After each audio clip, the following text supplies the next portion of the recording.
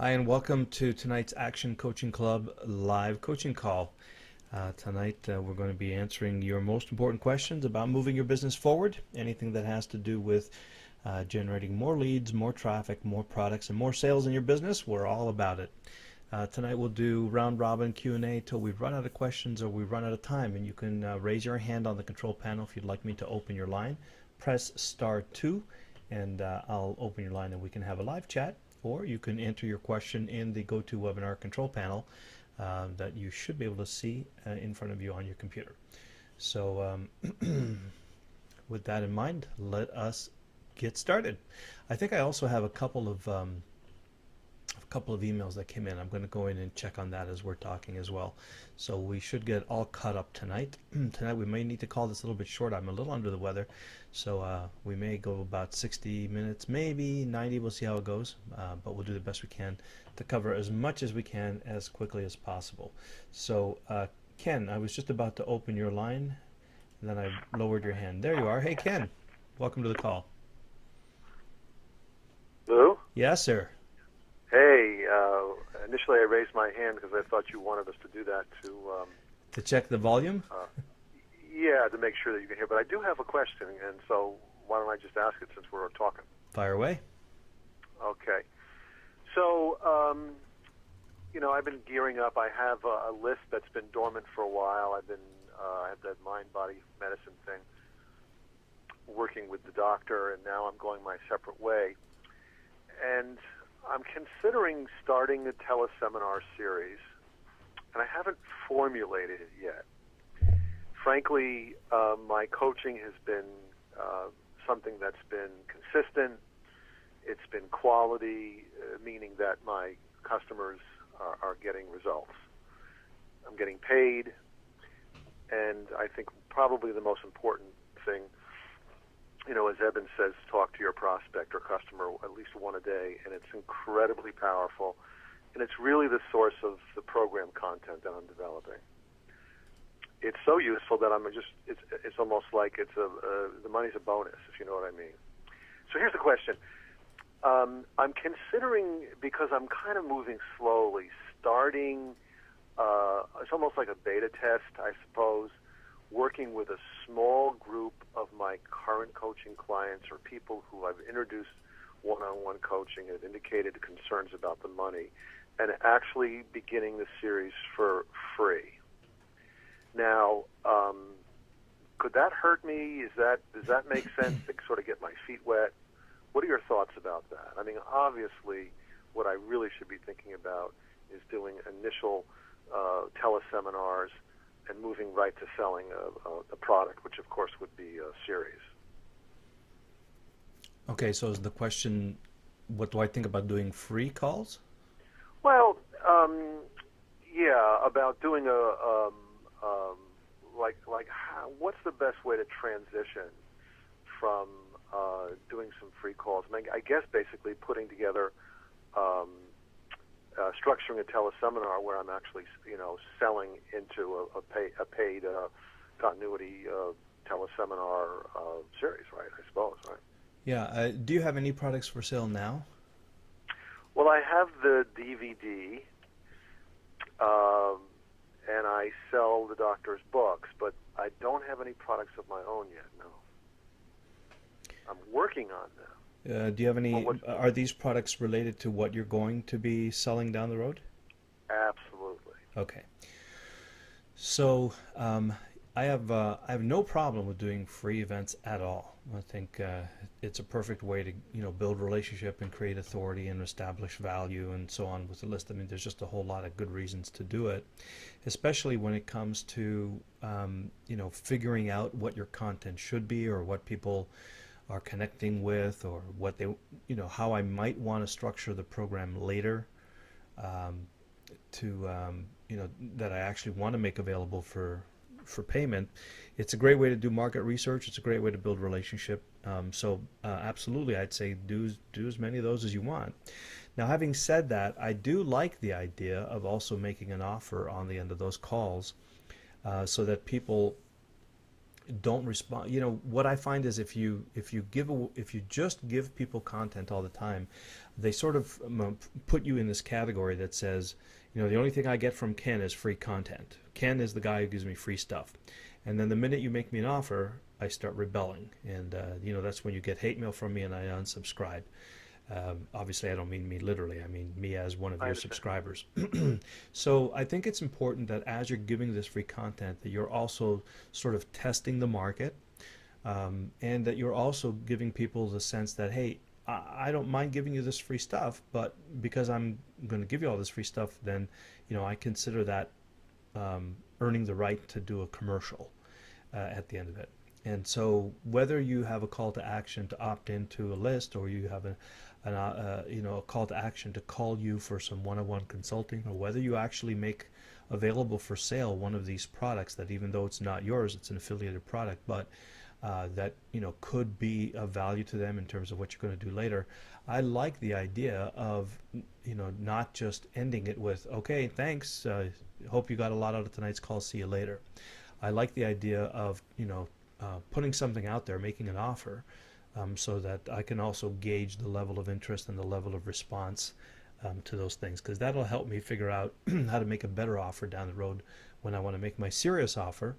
And it also could make a little money along the way, you know, get your market research paid, and it gets people to categorize you as someone who gives lots of good stuff, but also, you know, promotes and sells and does business with them as well.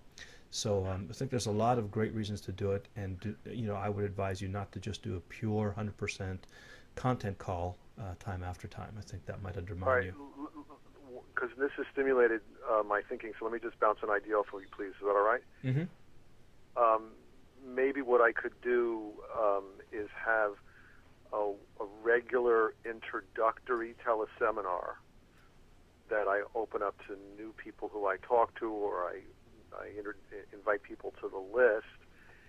And at the end of each of those calls, which continues to be open to, let me communicate this clearly. So I have an introductory call that has some content, and at the end of that is the invitation to go into the more formal bi-weekly or even weekly paid program where we go much deeper into content. And that way I have the teleseminar free introductory calls, which are great for list building and authority and selling, the more serious ongoing teleseminar series where people are paying 97, 197, who knows what a month. But I parse out my content, so there's certain things I talk about in the intro calls separate from the, let's call them program calls. How does that sound? I'm not sure I follow. I think run that by me one more time. Okay, I appreciate this because my thinking is not clear. What I'm trying to do is figure out how to do two things at the same time. Have introductory calls that I can invite people who call up about my coaching, and they say, well, you know, it's a lot of money. I say, well, come to some introductory calls. You can hear about what I do. And in the introductory calls, I introduce the content, some of the theory, some of the strategy, and those are every 2 weeks, let's say. But I also, in addition to those twice a month introductory calls, have calls that you, Lou, if you are dealing with mind-body symptoms, you can join the monthly calls. Those will happen every week, but you pay for those. The monthly So I calls do- happen every week, so they're weekly calls. What did I say? Yeah, they're the weekly program. Oh, the weekly programs. Yeah, and are the weekly programs like group coaching where you're on the call and working with them directly? It's like Eben's, it's like your round robin coaching calls. Yeah, exactly. Mm-hmm. Okay, It could even be a little bit more structured, like Eben's Tuesday tune-ups. right. Yeah, I mean, I don't think there's any reason not to do that. You know, I think for me, when you're doing a call like that where there's a group involved, I usually like to get a critical mass, you know, a certain momentum going, so that, you know, I don't like to promote group coaching calls and then have like me and one other person on the call, right? And if you only have an enrollment process once every 2 weeks, then it might take a while to fill that group up. So I think that to get some momentum, I might do a promotion or a launch to fill the first 10, 20, 30, 50 people, whatever you think is appropriate, and do that as a launch. I mean, if you have a group coaching program that's ready to take enrollments, well, don't wait until every 2 weeks. Put a big push on. Give them 3 or 4 pieces of great content. Open enrollment for charter members, and get some momentum going. And then after that, I think a call every month or every couple of weeks would be fine. As a way to introduce people into the program. And then you're going to know that when they show up, there's going to be some energy and some activity and momentum and stuff like that. So, I think what you're suggesting is very workable, very good strategy. I would probably want to just do a little work up front to take as many people who might be interested in participating, to identify them and take them into the club as soon as possible, and then just use those weekly calls to sort of drip people in. On an ongoing basis to sort of replenish the people who complete the program, and they're going to drop out at all different levels, right? So, of course. Mm-hmm. I mean, if I'm doing my job, they will. Oh, yeah, exactly. Your job is to get them so they don't need you anymore, in a sense, isn't it? Well, that's the way it works, and that's and then hopefully tell their friends. So you're suggesting actually build a launch initially? Yeah, I think if you've got a program ready to go that you could deliver tomorrow as a group coaching program, and the avatars, and how to what they value, what's in it for them, and if you had 100 people in front of you, you could put a good case forward as to who the people are that you help, as to what outcomes they want to create and how you help them, and then sell the value of being in that coaching program. Go for it. Fill it up, or at least do a wave of charter membership where you're not going to feel resentful showing up every week because there's only 1 or 2 people on the call. And it will happen. I mean, you'll start with the best of intentions, but when the energy's not there, and you don't get to feed off of that conversation and so on, you'll lose energy for it, and I'd hate to see that happen. So. Bring in a night, whatever that number is for you. Could be 5, 6, 10, 15, it doesn't matter. Just whatever that number is for you that you're going to really be excited about showing up and supporting people. And if you have a big list, if you have 1,000 people, you should be able to get 20, 30, 50 people in there if you run a launch effectively. Right. All right, well, it's back to studying the launch secrets, right? Yeah, definitely. Go through the quick launch secrets. In fact, I would do even a slightly, more sophisticated launch. I would probably make that a little bit more like a quick launch, but not a quick launch like literally put a 3 or 4 video sequence in front of it. So make it an internal launch, not a quick launch. You know the difference between those when I talk to you about it, right? I'm not sure if I do. So the quick launch is just an email sequence followed by a webinar, followed by 2-3 days worth of follow-up, right? It's a very quick launch. It's like just an event. But the internal launch is like a regular launch that you see all the gurus doing, except you're only doing it to your list. I see. But you're going through that sequence of 2 or 3 solid pieces of content, and then a sales promotion, then an open cart sequence. Right. I see. Okay. Plenty to do.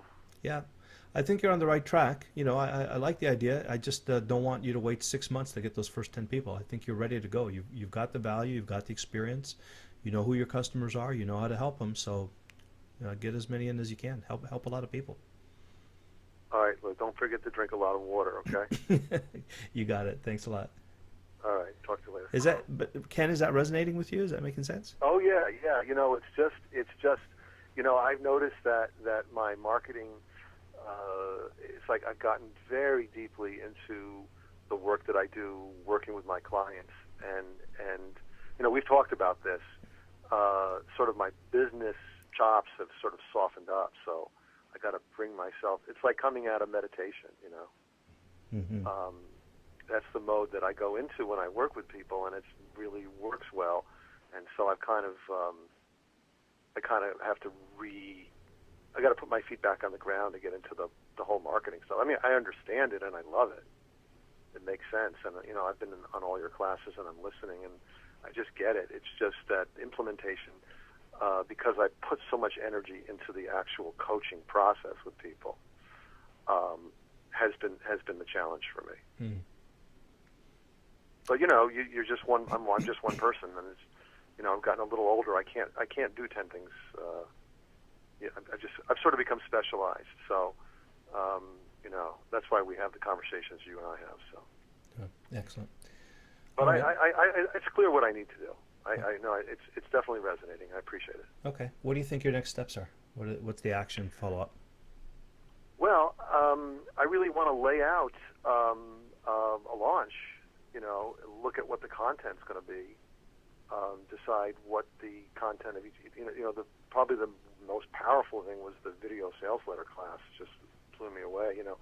I still haven't followed up with Chris on the 15-minute call, and I really think it's laying out what the content of each of the steps of the launch will be. What the whole process is. So I would say taking the time to go back to those webinars and really applying it.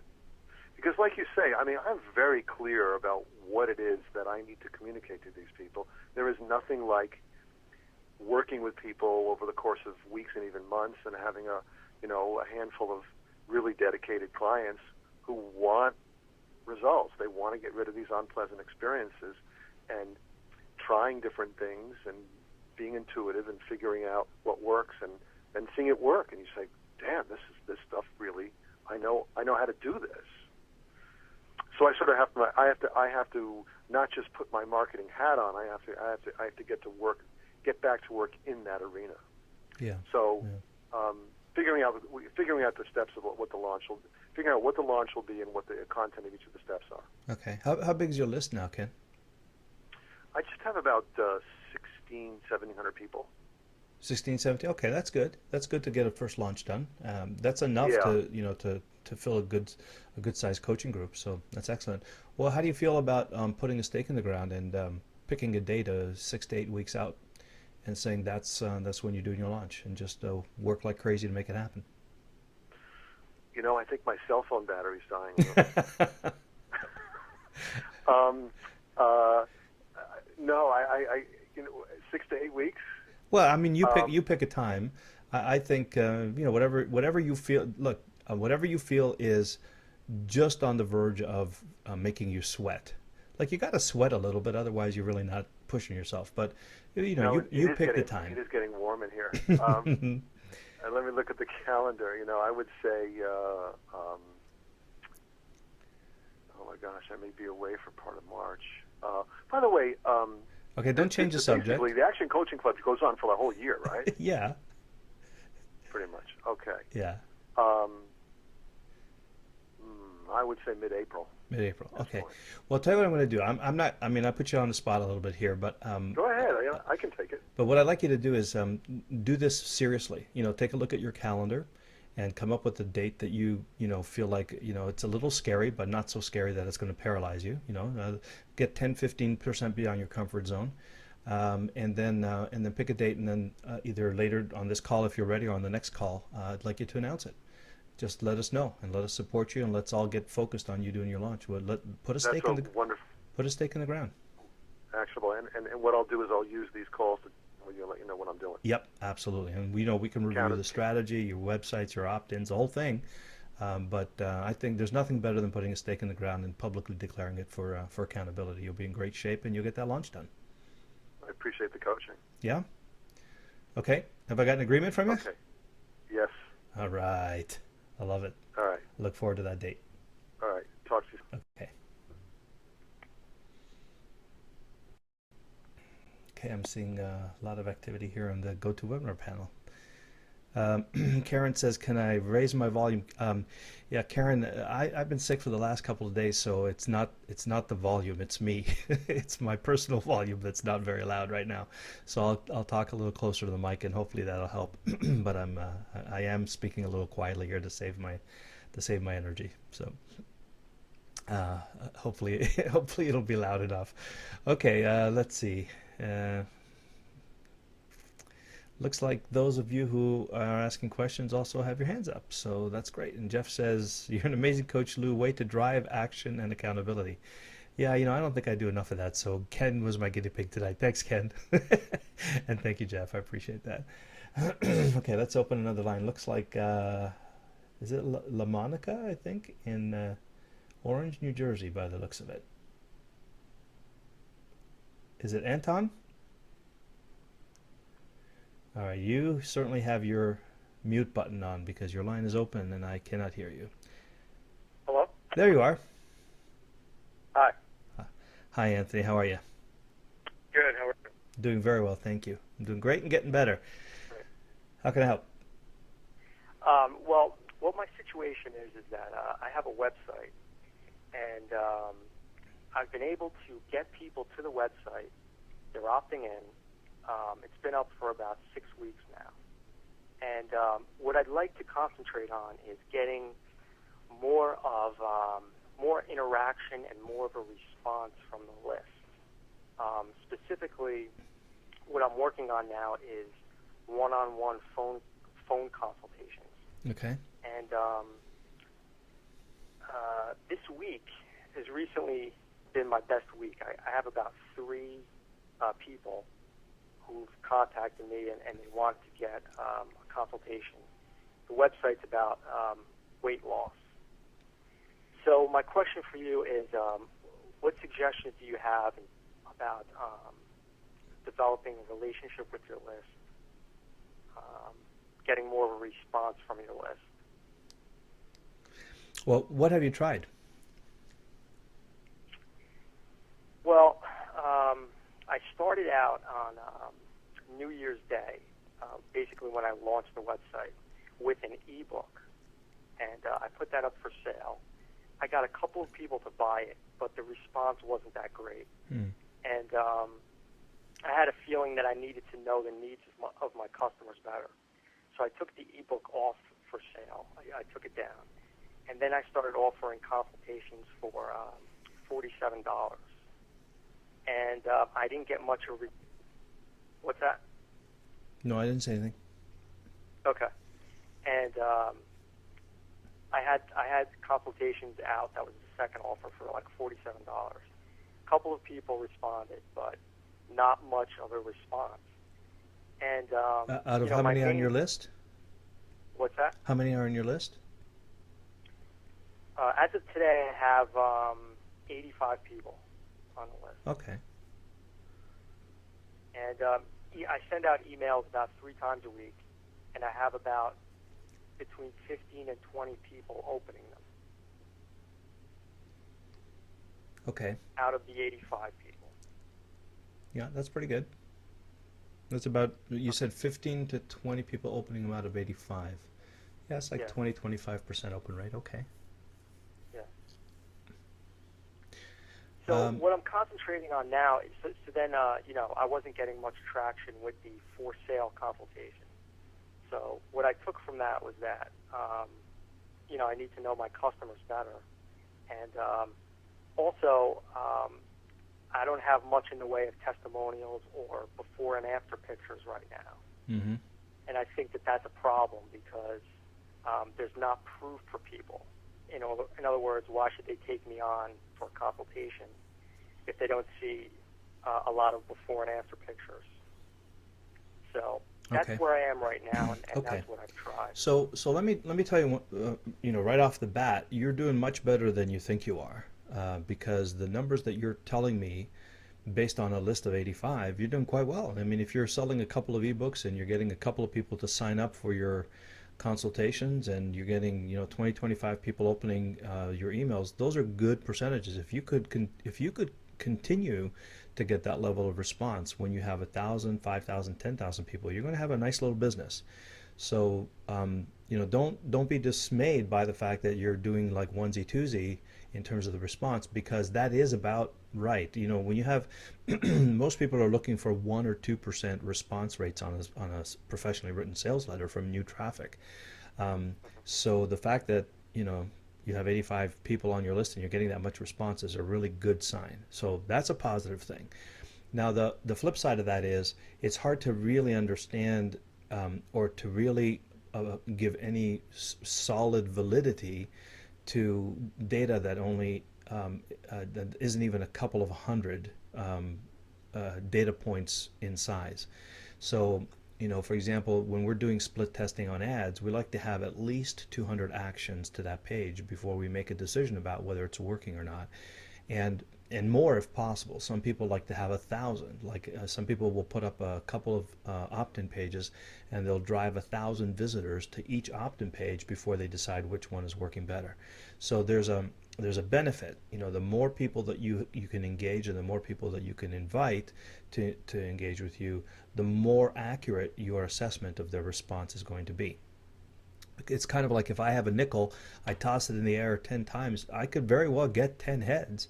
That doesn't mean that I'm going to get 10 heads every time. But if I toss it enough, pretty soon I'm going to find that half the time it comes up heads, half the time it comes up tails. So number one thing I want you to think about is building the list. If getting response is good right now because it'll help you to fine tune your avatar and to get a sense of what people are responding to, what their hot buttons are, and so on. But it's going to be much more significant, and you're going to get a lot more data to work with once your list is at 1,000, 2,000 people. So the first thing that I would encourage you to think about doing is doing some kind of paid advertising, or whatever, free advertising, whatever. I like paid advertising because you can get 1,000 people on your list pretty quick if you do paid advertising. And then start working the process that you're working now in terms of trying to get them engaged on your call a little bit more actively. And I think that you'll find out of that 1,000. I mean, think about it. If you have 85 people, and how many did you say actually took you up on your $47 offer? Like 2 or 3 people. Okay, so let's say 3 people. That's about, say, between 4 and 5%, which is pretty darn good. So if you had 100 people, you'd have 5 people. If you had 1,000 people, you'd have 50 people take you up on your offer. That's much better, right? And you would know what they're responding to because you could tweak the offer. You could make it you could change the price from 47 to 97. You could promote certain benefits and so on, and you'd have a much bigger pool of people to test your ideas with and to test your assumptions about what they value. So I would recommend first thing to do is to try to build that list as soon as possible. Now, you may or may not have the budget or the inclination to do paid advertising. That's okay. See if you can set aside 100, 150, 200 bucks a month, to do that, because that'll boost your results. And then, do the rest through free advertising, social media, whatever else. Because a lot of the things that we're going to talk about in terms of engagement devices and promotion devices and all those things, the payback on them is minuscule, and it always feels like they're not successful when you have a small list. So even though you can be very successful with an event and make 2 or 3 sales out of 100 people, all the work that goes into it, it kind of feels like, well, what am I doing all this for? This must not be a good market. That's not really the case, though. It's just that there aren't enough people to give you, the results. So think you're doing the right things. Do more of that, and then really emphasize the list build. The other question I would have for you, go ahead. Let me just see if I understand you then. What you're saying is focus on getting the list to over 1,000 people. Mm-hmm. That's the first step. Yeah. And then once I get to that point, try to do, is it about 100 consultations when you should have a good idea of what kind of a product will really sell? Is that the number, 100 consultations? Yeah, if you could do 100, that would be great. When I was running this process, I did it for free. I didn't charge for it, but I did 125 calls in 3 weeks, and that'll give you a really good sense of where the common elements, where the hot buttons are with your audience, and you may even choose to do that. At some point, you might say, well, I don't want to wait till I get 100 sales. I just want to know right now what really motivates people, and then set yourself up to do 100 calls in a month, and then take the information from there and turn it into a product offer, and then do a quick launch back to that list of 1,000.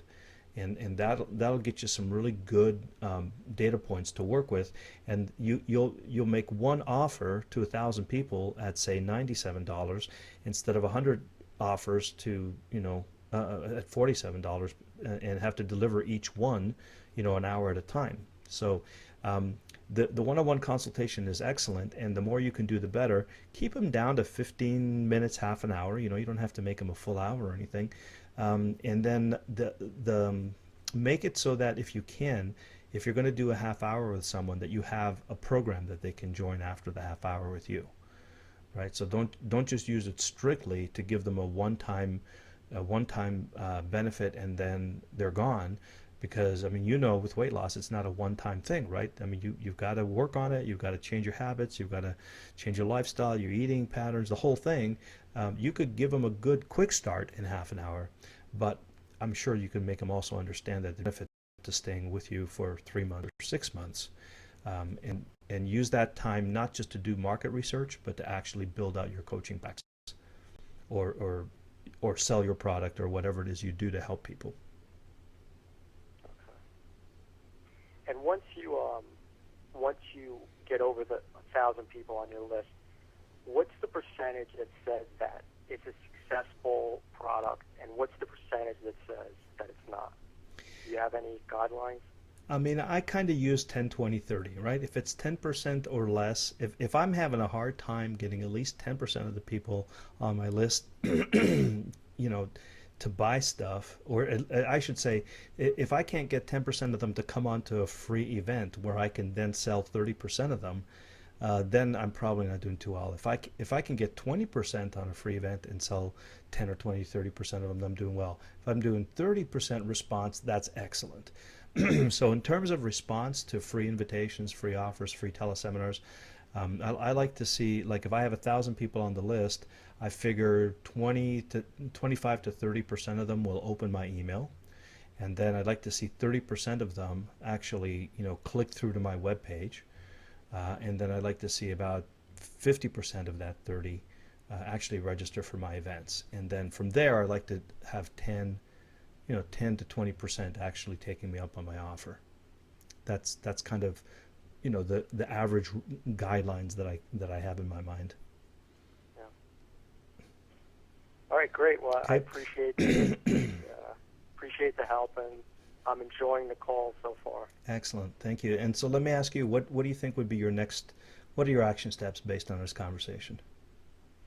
Well, I'll look into some paid advertising and some other ways to drive up the traffic and get more people on the list in a shorter amount of time. Yeah, excellent. Are you clear on your avatar? Do you have a very specific niche market that you're helping out?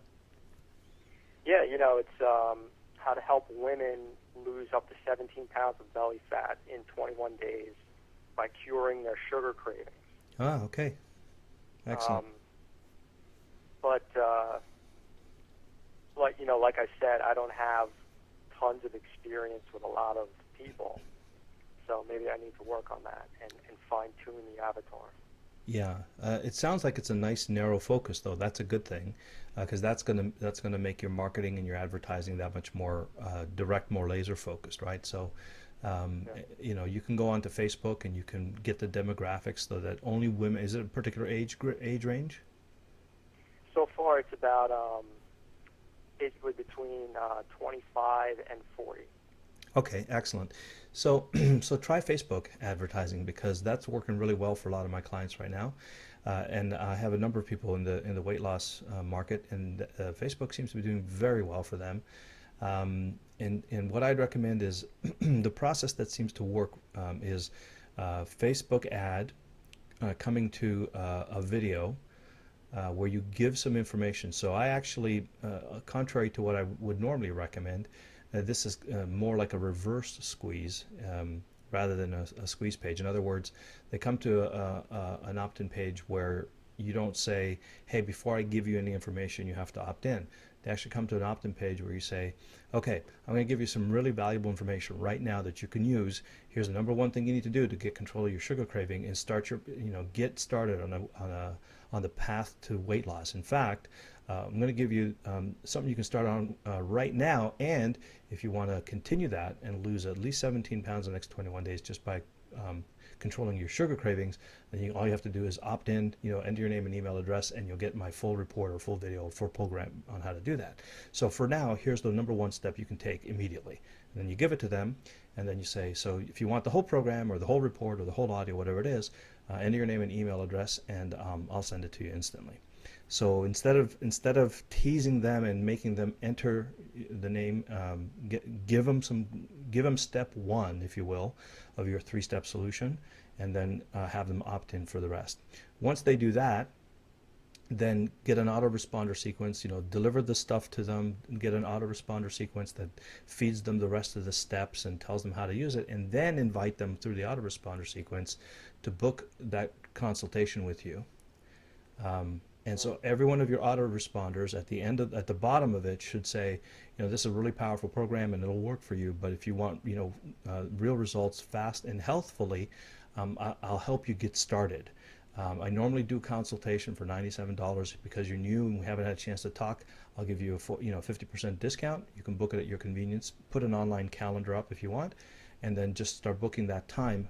When they come on those calls, help them out, show them what they need to do, and then say, hey, do you want me to help you with this? I can put you on a 3-month program. Because we're talking now, I'm going to make you a special offer that's good during our conversation if you want to jump on it.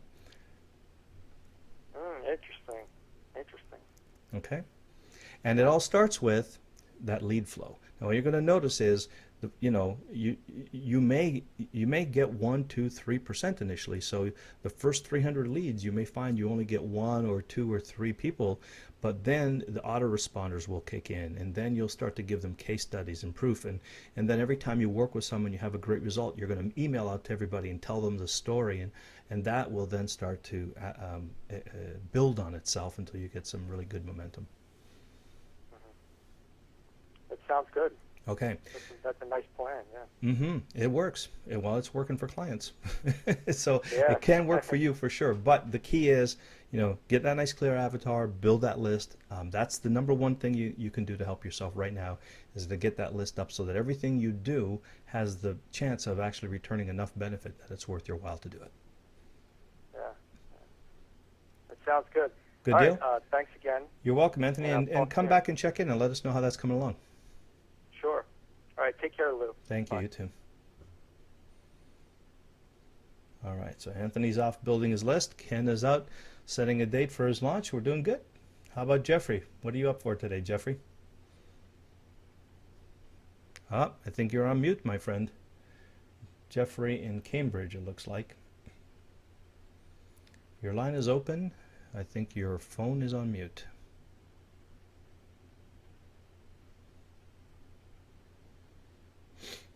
Okay, I'm going to check back in with you a little bit later.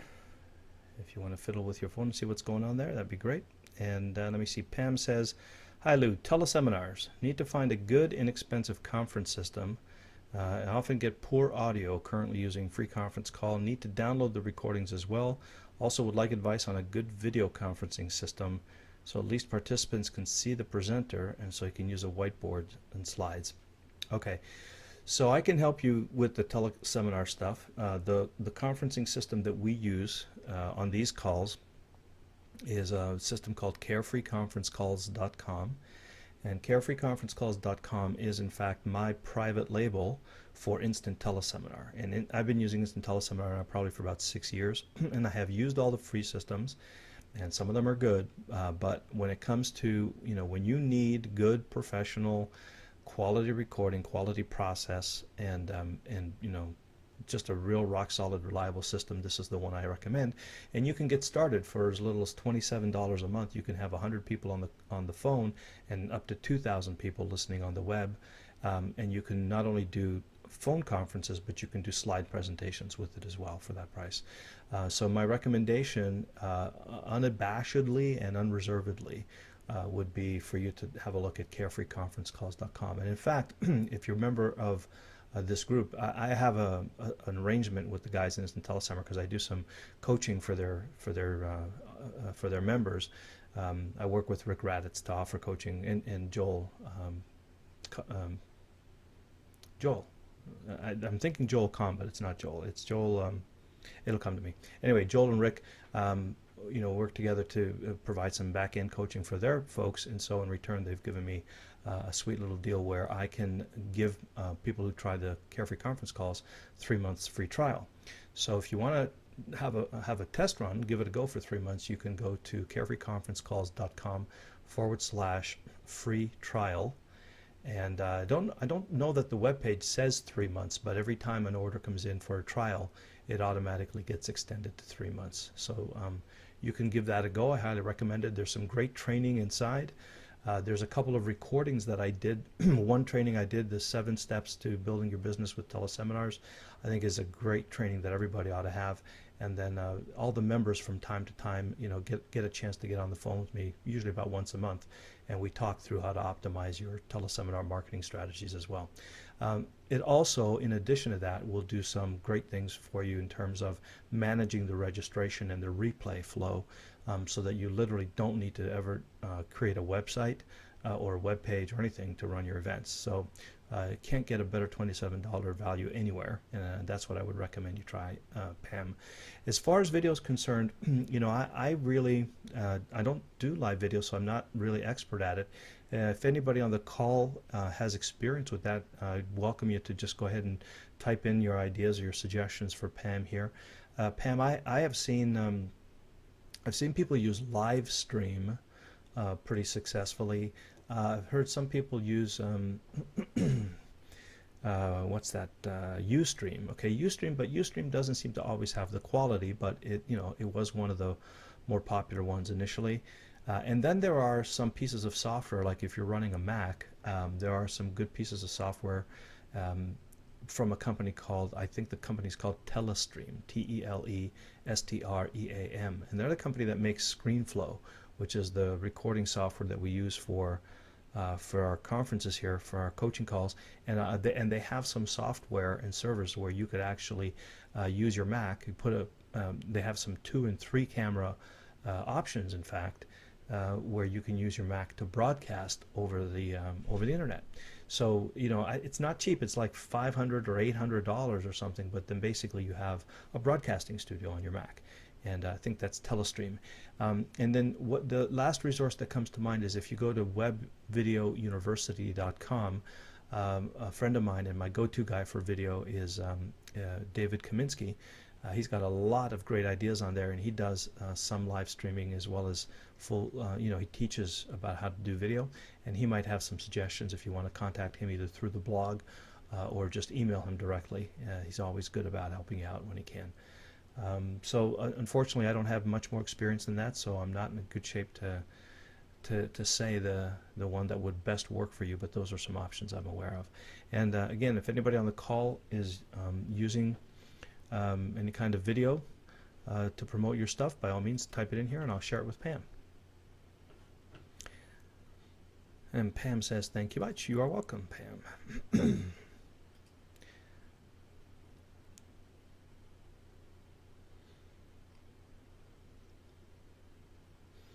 Pia says ScreenFlow has software for $99. That's good. Yeah, that's to record the screen, Pia. That's what we use, in fact, to record our coaching calls here. But that's not going to broadcast. And there's another piece of software that actually broadcasts your camera out onto the internet as though you were like a TV station. But ScreenFlow is excellent. That's definitely what we recommend for people who want to record and edit video quickly for production to the web. Okay, Jeffrey, let me try you again here, see if I can open your line.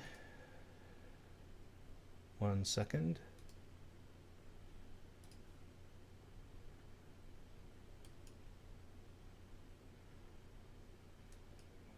Okay, hold on, I'm getting there. For some reason my mouse isn't clicking. Here we go. Okay, Jeffrey, I have your line open. Are you there?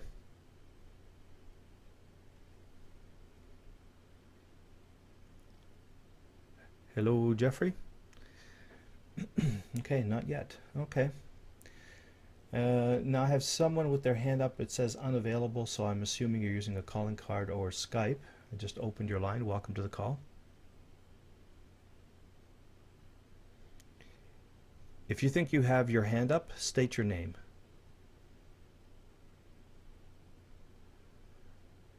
Okay, so that's the second person who's on mute tonight. Well, I'm going to close that line and keep reading the questions in the GoToWebinar control panel here. So Brian says, oh wait, Fred says, I have no list and I've been invited to be in on a product launch. How can I best take advantage of this? I think you need to be a little more specific about what it means to be in on a product launch, Fred. So if you can provide me more information about that. Like, are you providing content? Are you providing marketing? Are you like a JV affiliate? You know, tell me what it means to be in on the product launch, and tell me how that relates to your core business and your skills, and maybe I'll have some inspiration about how I can help you. Let me see. So Brian says, how do you decide when and if you need a lawyer to check over your web copy? I.e., if you have an affiliate marketing business model where you're writing your own blogs, articles, and sales letters for something that doesn't have a sales letter or not a very good one, does a lawyer really need to read everything on the site or just craft a disclaimer? How do you make it so you do not need to constantly get a lawyer to read?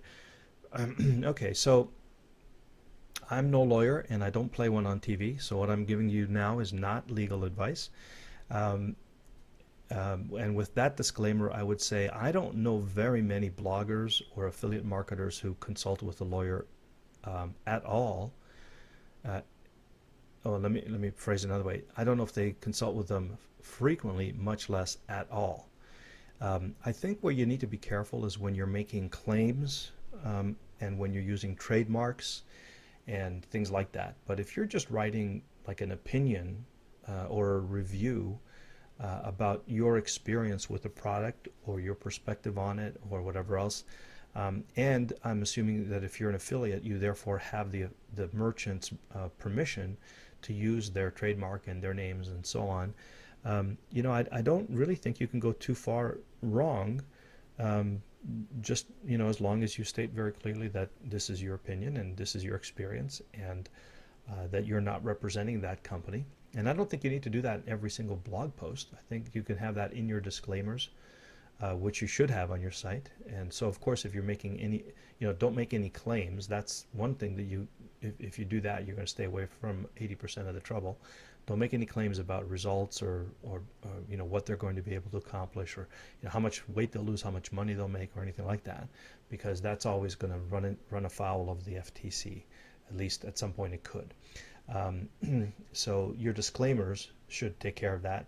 The terms of use for the site and your privacy policy, all those things usually are enough to cover you in saying, you know, if you're on this site, you need to understand that these are the terms of use of the site. And the terms of use can clearly say, you know, when you read what you're reading, this is not advice, this is not condoned by the company, this is not a consulting or a recommendation, this is my experience. And you know, do your own research, make up your own mind. I'm just sharing my opinion, my experience, and my you know, my skill set with you. So there are, you know, very specific ways you can word that. So I guess the short answer to your question is, if you get the disclaimers on your site and you cover yourself, then you may want to have the lawyer look it over the first time you write that up. Make sure it covers you in your state, make sure it covers you in your country, specifically in your states. Make sure it's not going to run afoul of the FTC. And that's as much as you generally need to consult with a lawyer. And then as you're writing blog posts, just be careful about making claims. Be careful about anything that you say that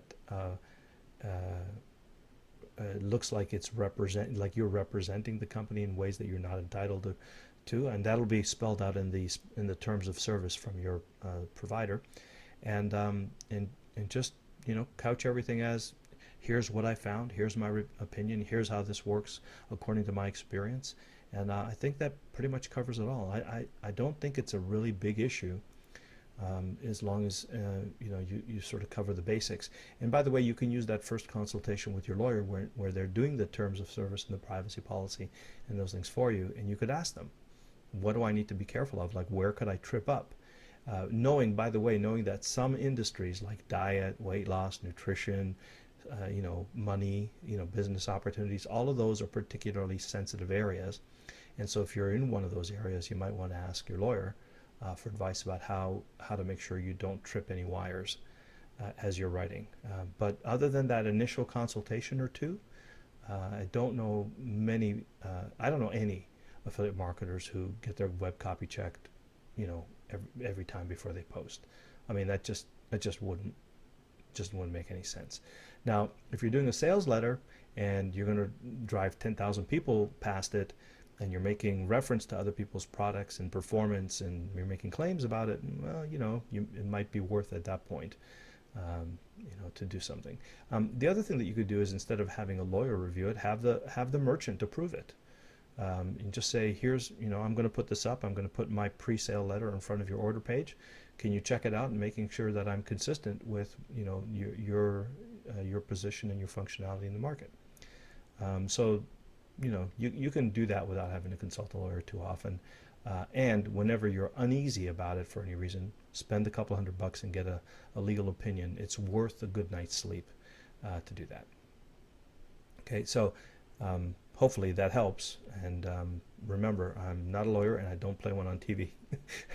So I think $200 or $300 up front to pay for a lawyer to help you work these issues out. I think you'll feel better about it, and you can confidently move forward knowing that you don't have to refer to a lawyer with every move that you make.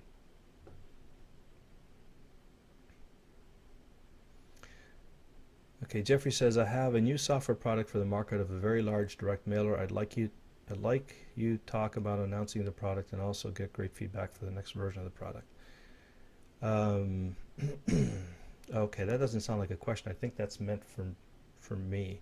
So Jeffrey, I'd be happy to take a look at it. I gotta tell you, I'm booked up probably about 6 or 7 months right now, and so I'm not able to take on anything new for at least that much time. But I'd be happy to take a look at it, and maybe down the road sometime, if it makes sense, we can talk about doing something together.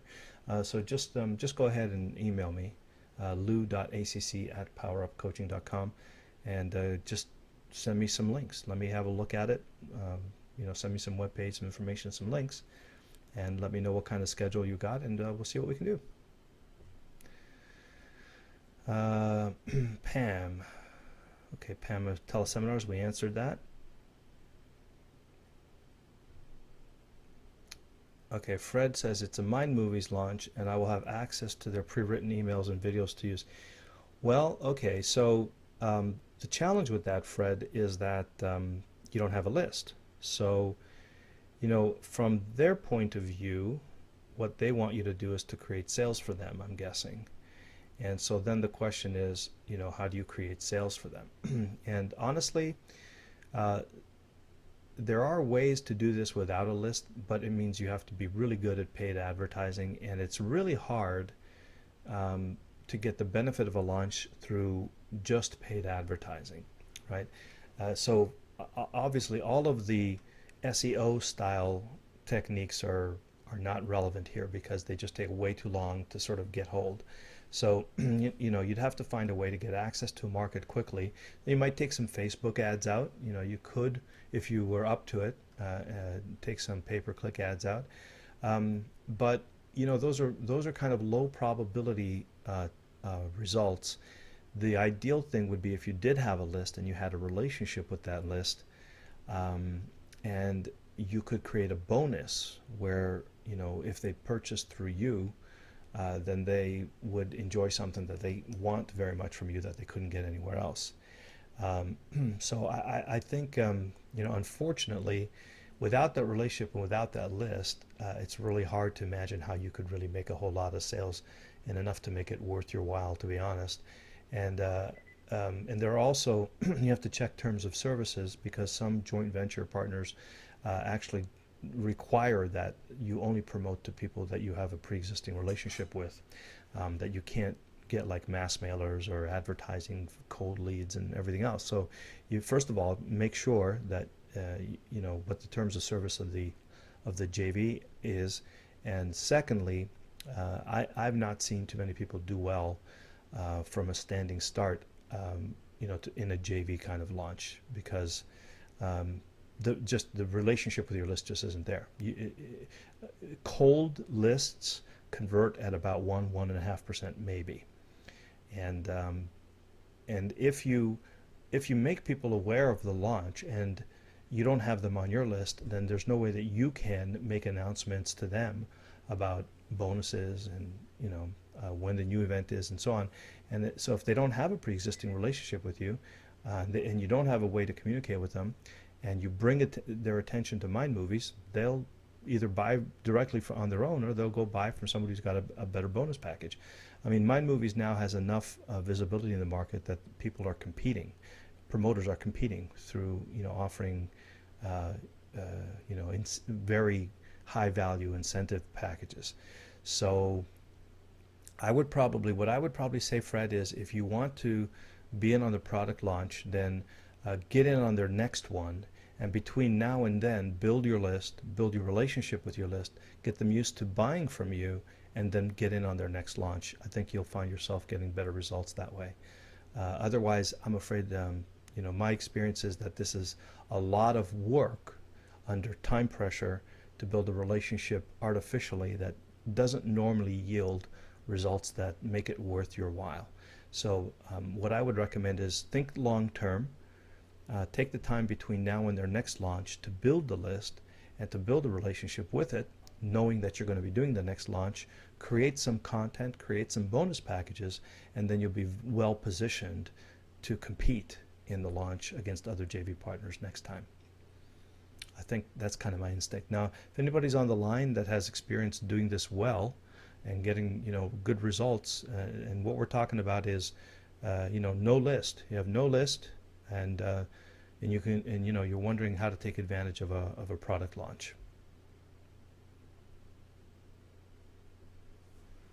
Now, I know some people are going to say,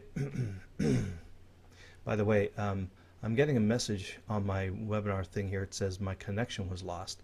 I don't know if that's just the internet or if it's the phone as well. So hopefully you can still hear me. June, can you type in something real quick if you can still hear my voice? Oh, wait a minute. I won't be able to see it because my connection is lost on the internet. Let me open up the lines real quick. Hey guys, can you hear me all right? Hello? Oh, I guess I should unmute you guys. How do I do that?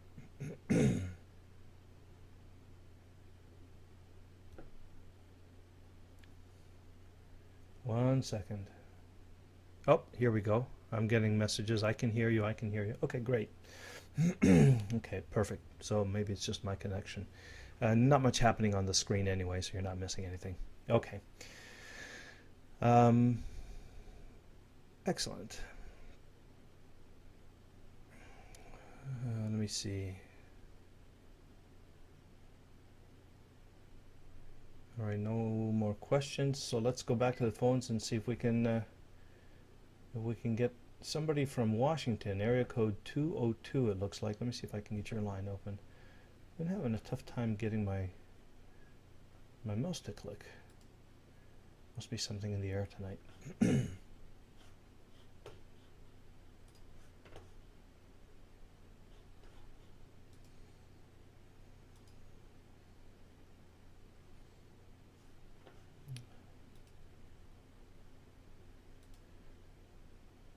Okay, I'll tell you what, if you have your hand up, go ahead and press *7 to open your line. Let's try it that way.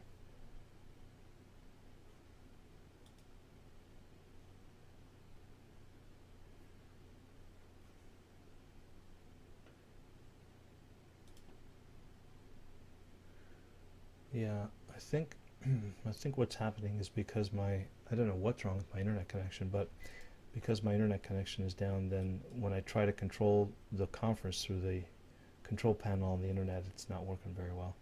So, if you have a question, go ahead and type it in the, oh, I can't see it on the GoToWebinar panel either. Gosh, how do I do this?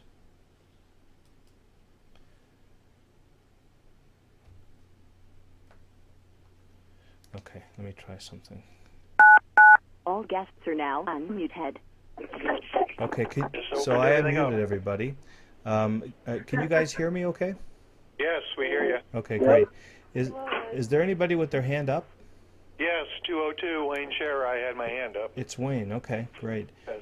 So, Wayne, what I'm going to do, let me try putting this into Q&A mode, and then when I do that, press *7, and it should open your line, okay? All right, we'll try it. Thanks. Q&A. Okay, go ahead, Wayne. Give that a go.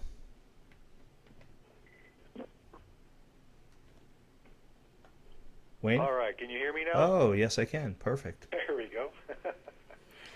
Love yeah, it. Lou, I wanted to, come back on and update you because you gave me some great advice last week on my Think Big and Grow site, and you gave me about 10, 11 things to do, and I got virtually every one of them done. And once they were done, I did start seeing some opt-ins, which was obviously the goal since I'm trying to build my list and trying to get it rolling. And so I wanted to thank you for that because it was very good advice, and it started productivity. Beautiful. Great news. Glad to hear that. Yeah, it's not where I want it to be yet, but nonetheless, and just one of the traffic sources you suggested using was StumbleUpon, but I found they're a little bit challenging because they won't let you show just an opt-in page or an opt-in squeeze page. Mm-hmm. So I did attempt them using one of the article pages with an opt-in form on it, and that got a few opt-ins each day, but not really much. That was a difficult way to try to get traffic. So I guess my question is what would be your next favorite place to go? I mean, my site is advertising how to teach people how to start getting traffic, highly targeted traffic from the beginning. And do you have another page source that you would recommend for that type of site other than the StumbleUpon? Well, where are you getting your opt-ins from? Well, some of them came off of StumbleUpon, and then the rest came. Where did I put that? Well, I sent some out to my email list just to see if they would go to it, because they're somebody I have a relationship with. So that's where the rest came from. But they didn't respond to that page originally, but they did after I updated it. So that's all I did in a week. That just showed me that I did that just to see if people were responding to it now, which was good. They were. Okay. Did you try any other paid sources? No, I didn't. I let because what I did is I put the StumbleUpon up and I let it run for. I think it was $25 in it, and let it run for 5 days, 100 hits a day, and it got me one or two opt-ins a day from that on an article page with an opt-in block on the side. And so, but I didn't want to do that again because that didn't seem to be the best way to do that. And so that's why I came back on tonight to ask you what do you think would be the next place to look so I could run the opt-in page on a net somewhere and test it out with a small buy and see what happens. Well, I mean, I don't know how Facebook respond to a traffic offer, but I am noticing a lot more internet-based offers showing up in the advertising on Facebook. I noticed Chevron is advertising a lot there. Frank is advertising a lot there. There's a guy who's advertising for how to get 10,000 fans to your page. Yeah, I've seen Kern and I've seen Phil Sane using it for his webinars. Yeah. I've seen that. So, I think that to me is an indication that, and Ryan Dice is using it a lot. I know a friend of mine, Nick Unsworth, who was part of the Action Coaching Club, actually, he's turned to social marketing in a big way and uses some advertising there as well. I think it's worth testing, just because it seems to be now that people on Facebook are not just looking for face creams and weight loss anymore. They're actually open to some kind of internet marketing and business opportunity and business building advice. So I certainly would not ignore that. That's a powerful force to be reckoned with, and certainly would be one that I'd want to test out. Okay. After that, I probably have you considered doing any kind of pay-per-click or or Oh placement yeah, I mean, advertising? I've been banned out of Google, and I don't know why. So I Okay. don't know. Do you have another favorite net that you've used that Yeah, is yeah. generally very good? Absolutely. Go to MSN. MSN and Yahoo. MSN Ad Okay. Center just merged with Yahoo, and they've got Yeah. a great inventory of ads now. And they're a lot easy. It's a lot easier to create a pay-per-click campaign in MSN than it ever will be in Google. And I don't think that they're as goofy about landing pages as Google. I think you have a little bit of leeway still to, slip a couple of squeeze pages past them. Um, but you have a page that's not like 1,000% squeeze. I mean, you've got a quote unquote thick content site, so people Right. have links where they can bypass your squeeze page. You have a soft squeeze, so it shouldn't really be a big issue, especially not for MSN. So certainly I would try that. Are you banned out of Google uh, entirely? Like you can't even get on their content network? Right. They and they don't even tell me why. I just logged in one day and it says you're banned from all your accounts are banned. Yeah, I was yeah. like, I know. okay, thank you very much. What did I do? Well, welcome to the club. I mean, I think they banned about, I don't know, 15,000 direct marketers recently, and a lot of them just regular, upstanding web citizens. I don't know. I guess they want to support their corporate $1 million a month spending companies, and aren't happy with Yeah, with us. the time I wasn't even running any ads, so that's what really baffled me. Yeah, yeah, I think they just did a house cleaning, so that's fine. Yeah, so check out MSN Ad Center as an option to that. All right.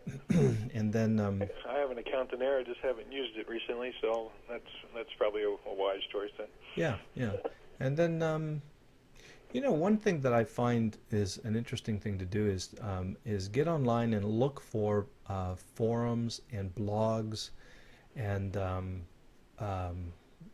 websites and article directories and stuff where they actually talk about stuff like traffic, and they take media buys. It's like manually doing the content or the placement network. So be your customer and type in your keywords and find out what shows up in terms of the organic and paid results. Go visit those sites and see if some of them take advertising. And Right, okay. you can just That's a buy good media on those sites. That's an excellent idea. Yeah, nice targeted traffic. I would All right. What I would caution you against would be to do stuff like traffic exchanges and mail blasts and all those kind of spammy things, Right. because they don't tend to work very well, and you just get yourself more headaches than it's worth. Now another thing, do you have any experience with co-registration? Well, a couple of years ago when I first started, I tried that, and that created a whole lot of non-responsive folks, but I wasn't very good at doing what I was doing, so I don't have any recent experience with it. Yeah, I don't find co-registration as particularly productive, but it's cheap. If you need to get some leads, you could try it, but I would probably caution against that as well, because unless you have a really tightly integrated autoresponder with your co-registration service to the point where people opt into the co-registration list and they hear from you within seconds, those lists go cold really quick, and you get a lot of spam complaints and all that kind of stuff. So now that I've said it, I would probably use that as one of my don't bother going there things. Right. Well, my primary list is on Aweber. They don't allow co-registration integration anyhow. But since you mentioned it, yeah, a lot of my leads originally came from that source, and I just finished going through my list, and I just deleted 3,000 names from the list of people that just haven't been responding. Yeah. I finally, I was holding out thinking, oh, I've worked so hard to get these, but then I finally said, but they're not doing anything, so get rid of them. Yeah, for sure. And I did. Yeah, they tend to be underperforming for sure. Yes. Yeah, so I think some of the traditional paid things would do you well. You may as well start with the big guys, go for Facebook and then MSN Ad Center, see how that works out for you. And if they work, then you can just do more of it. If they don't, we can talk about more alternatives. But that's a pretty decent place to start, I think. All right, that sounds good. Yeah, and congratulations on your results. Nice job. Well, you gave me good advice. Oh, the other thing I wanted to let you know, the other thing I did is I went to Eben's videos on how to design the page, which, of course, the word design sounds scary, but the fact is Eben gives you the simplest way to design things correctly ever made, and I applied some of that to the page too, making sure the eye went the right way, because I noticed that some of my stuff was out of balance in the way Eben talks about it, and so I'm sure that helped a bit too. Yeah, absolutely. I like Eben's approach. It's all about keeping it simple, keeping as few elements on the page as possible, so that it really guides the eye where you want them to. So great. And listen, I mean, I'm always happy to help, and of course Eben's stuff is great. But I want to acknowledge you for taking action, right? I mean, you showed up, you asked questions, you took some feedback, and you went and put into action, and that's the magic of it. So good job. Well, thank you very much, but I see it this way. That's what I have to do to succeed, so I'm going to succeed. Yes, you will. Yeah, great job, Wayne. Thank you, and thank you for checking in on us. Yeah, I'm just looking at your email, actually. Of course, it's not being broadcast, but I'm looking at it, and it says, yeah, you did quite a bit here, right? I mean, remove the logo, decrease the empty space, match the head, and so 10 steps here that you went through to improve it, and it went from non-performing to building your list. Fantastic. Good job. All right. Thank you, Wayne. Thank you. And if you'd be kind enough to press *7 again, that should mute your line again. And so I'm going to read. I'm going to read a couple more emails here. You won't see them because for some reason, well, it's not coming through the internet for some reason. I'm going to try one more time to activate this screen, but it looks like I'm guessing my router is down. But you'll see it on the recording if you're watching the replay. Oh, there you go. It looks like it's broadcasting properly. Let's hope so. So the next message here is from Arturo, who says, I own a software development business. We've developed ERP. By the way, Arturo, if you're on the line, press *7. That should open your line. Developed an ERP, which is accounting, financial, inventory, etc. software that we sell to small businesses. For 5 years, we've generated enough business to keep the company growing slowly based on word of mouth alone, while we further develop the software to provide more value for our customers. This year, however, we're working on going full speed with our marketing efforts. We're located in a very small market, and we want to test everything here before venturing to larger markets. Arturo, do I hear you there? Can you hear me? Yeah, there you go. Great. So during these 5 years, aside from the need of the ERP software, we found that most business owners have a strong need of someone that will help them create the procedures and culture in their business to make the most of their ERP. However, what we found is that they don't have real numbers on their business. Most people understand the need for it, but they just don't do it. They don't have real numbers. Okay, so narrow it down for me here, Arturo. What's the big question for you here? Basically, I would like to know how to go through the research, for the keyword research, the first is checklist, and how to find people with those emotional needs, or like people looking for coaching on how to structure their companies. Because I've been doing research for keywords like accounting software, point of sale software, for the product itself. But how do you look for the emotions, to know if the niche has those emotions? Well, so first of all, when you're selling this kind of stuff, it sometimes gets a little harder to, make it an emotional sale. But it's possible, but it's not going to be, deeply personal typically. However, it can be. I mean, it can have to do with, depending on who you're selling to. Are you selling to the owner of the company? Are you selling to the financial guy? Are you selling to the VPs, to the managers? Who's your avatar for your marketing? We're working on that also, because mostly the accounting person or accountant that start looking for the software, then you go and speak with the owner of the company that actually makes the decision to buy the software. Okay, so you have to put yourself in their shoes, and you can ask yourself, like, what is really important in their job? Like usually if it's a small business, the owner's always worried about profitability. That's usually the case. Profitability, alive and paying the bills and making sure that they're running, an efficient business so that they can take care of their family and build their legacy and so The financial guy is probably thinking, I need a piece of software that's reliable, that's going to be accurate, and that's going to make me look good, so that he's not so concerned about avoiding problems. He's concerned with detecting and fixing problems by being able to track them accurately in the software. And if he doesn't, what happens? He loses his job, right? So from an emotional point of view, the avatar of the CEO or the owner of the business, they're going to be concerned about profitability, about not going under, not losing their business, and being in a position where they can be successful. A lot of entrepreneurs, they do it for pride and for accomplishment and achievement.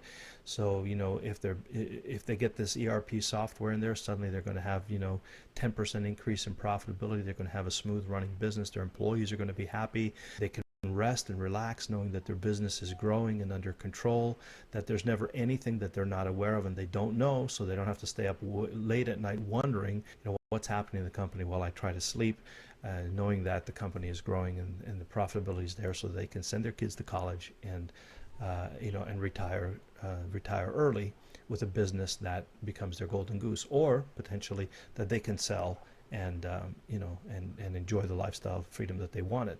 So that's the sort of, in my mind, that's what I'm projecting would be some of the emotional or personal, I don't want to say emotional, let's say the personally relevant things about that purchase.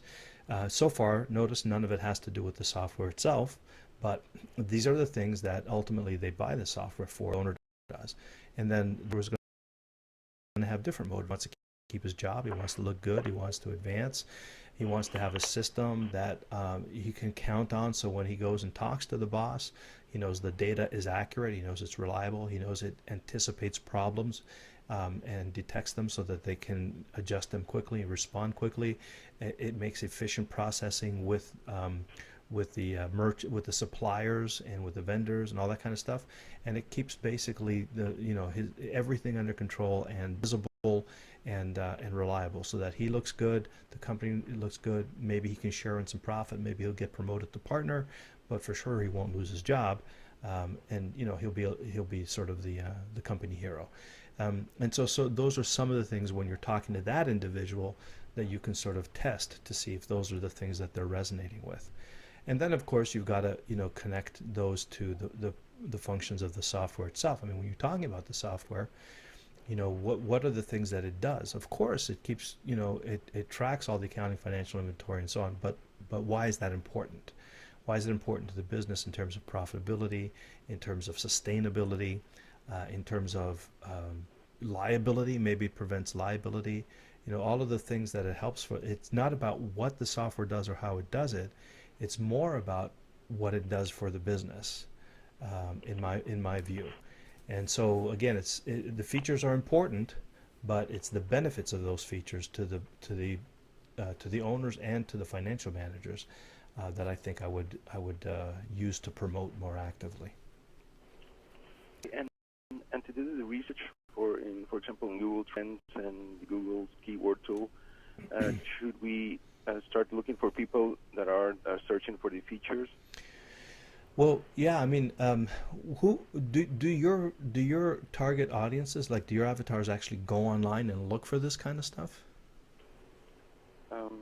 Yeah, well, a lot of people have started looking for software in the internet. Yeah. Okay. So, do they look? And I see here in your email it says, now are they looking for accounting software, point of sale software, restaurant software, ERP, or is that just kind of your first stab at it?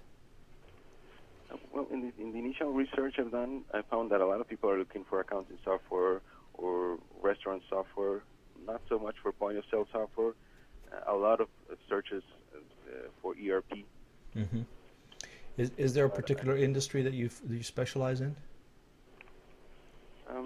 Well, not really. Well, retail, small retail stores and restaurants, and small business in general, basically. Okay, well, that's one thing that you can do to make your keyword research better, or a little bit more accurate, is to get a little bit more specific, right? Because restaurant software and accounting software are dramatically different markets, right? And so you might look for example, point of sale software for restaurants, point of sale software, and you say here for coaching companies. Although I don't know that people who run a business coaching company are looking for ERP, because there isn't usually point of sale, there isn't usually inventory, right? So you want to be clear about who that is. Who else besides a restaurant do you see as your primary target market here? Well, business owners that are starting their company, a lot of them, the first thing that they do is go and buy a software. And they can either go pick up one from a store, or they can buy software from a company that will train them and give them advice on how to run it. So that's what you do, right? That's what your company does, right? It gives them the software and trains them on how to run it. Yeah. That's correct. Yeah. So, what companies do you serve? What kind of companies do you help? Well, we have customers from different industries, so we didn't have a specific group of companies that we're targeting right now. Have you ever considered targeting a specific industry? Yeah, well, we're thinking mostly. We just recently finished developing the restaurant's point of sale, so we're thinking about going to that group particularly. Mm-hmm. Since it's a very specific niche. Yeah, I mean, listen, when you can talk to someone in industry in their language, they're going to your marketing is going to be better. So do you have a website? We're working on one right now, and it's in Spanish and it's not complete, so okay. We don't have that much information online right now. Okay, so as you're working on your website, think about creating a white paper for every different industry, right? And even though in your mind you probably know that the solution to their ERP problems are pretty much going to be handled in the same way with your software and with your training and everything, but do a white paper for different industries so that they feel like this is meant for me. This company, they know about restaurants. I'm a restaurant owner. I want to hear what they have to say about ERP, or hardware stores, or whatever it might be. Okay, and then notice if any one of those white papers in particular seem to be more popular. See if there's a particular industry that is online actively looking for those words and finding your white papers a little bit more actively. And then the other thing that I would probably say in terms of looking up for keywords is, ultimately it's going to come down to doing some manual labor, and you just go through the stuff we talked about. Look at the Market Samurai training, go through the keywords, look for lateral words and phrases, and do your homework. We went through a process last week, I think, where I showed you how you can look up your competitor sites and you can analyze them for their keywords. Okay, that's an excellent thing to do in your market, because what you're looking for is ideas for keywords that you may not be aware of yet. So in that case, when you're sure which keywords are the best ones to use and you're looking for ideas and you're trying to be competitive, I would use the process that I went through whenever it was we last talked, where you get someone else's URL and you put it into something like SpyFu, or you put it into the Google research tool and let Google tell you what keywords you should be thinking about. And that'll expand the universe of possibilities for you. Then you take those, put them back into Google or put them into Market Samurai, and then start expanding, and then start thinking about adding the industry. So you're going to get keywords like, for example, ERP software, okay? And then test for ERP software restaurants, ERP software construction, ERP software consulting, ERP software home and office, ERP software, whatever it is. And then do the research on the traffic in that area as well. So that's the way that I would go about it when I wasn't sure exactly which keywords make the most sense for my market. Yeah, that sounds great. Okay. I'm trying to complete the first step, the first checklist, and yeah, that's going to help a lot. Okay. Well, so what do you think? What do you think from this conversation? What are your action steps? What are the things that you can take action on right now that I think is going to help you? Well, the first thing I'm going to do is to start listing all the industries that would be interested in our software, and probably start looking for competitors in those specific industries. For example, restaurants, or as you mentioned, hardware stores, which is another interesting market. And start looking for keywords in those specific industries and groups. Okay, great, great. Sounds like that's a good place to start. So would you do that and then come back and let us know how it works out? I'm sure. Okay. I'll do that. Beautiful. Thank you, Arturo. Okay. Thank you, Lou. And if you would press *7, that'll mute you again. Thank you. Okay, I'm going to go real quickly through the rest of these emails. Arturo, I can still hear you there. Would you try *7 again, please?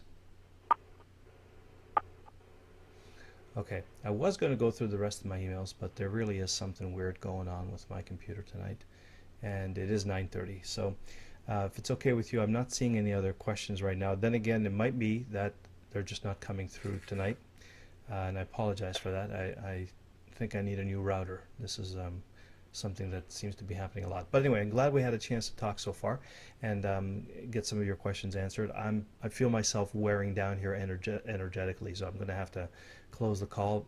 But I'm glad we had the time to talk, and hopefully you got a lot out of it tonight. So I'll look forward to connecting with you on Monday. By the way, Ken mentioned earlier about Video Sales Letter Workshop. So check your email, because the last email I sent on Monday has a link. We're in the middle of promoting a program we call Video Sales Letter Workshop. We got great results from it. Really, if you're interested in promoting your product by writing video sales letters, I'm doing something only for Action Coaching Club members that no one else will have access to. And if you want to know about that, there's a link in the email I sent you where you can sign up. Over the weekend, I'm going to be emailing those details out, and it will only go to that list. Nobody else will see it. So if you're interested in learning more about that, check your email, and if for some reason you can't find it, email me at lou.acc@powerupcoaching.com, and I'll give you the link to make sure you hear about it if you want to know about our Video Sales Letter Workshop. So until we talk again next, thank you for being here. Because you're here, I get to do work that's fun and fulfilling, and I do appreciate it very much. Look forward to connecting you on the next one. Until we do, thanks, good night, and namaste.